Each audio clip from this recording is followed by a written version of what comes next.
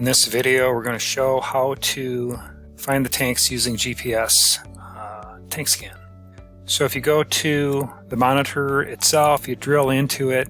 You can come in here and you can see the lat and long do not populate in this page. They're going to the map. But if you do a drill down, you can see that the raw data is coming in for lat and long on the device.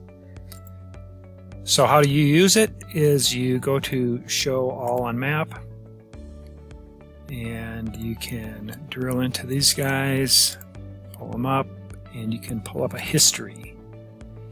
This one hasn't updated today, so it's in the history here, and you can drill in on that.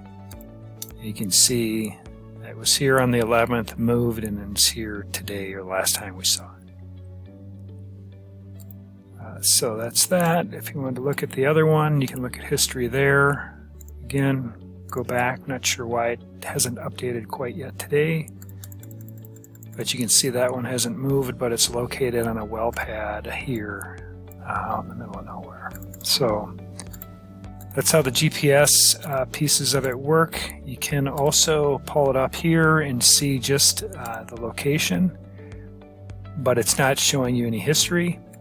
Or you could pull it up and navigate, and it's pre-populating Google with the lat-long coordinates, so you can just take and create directions to it.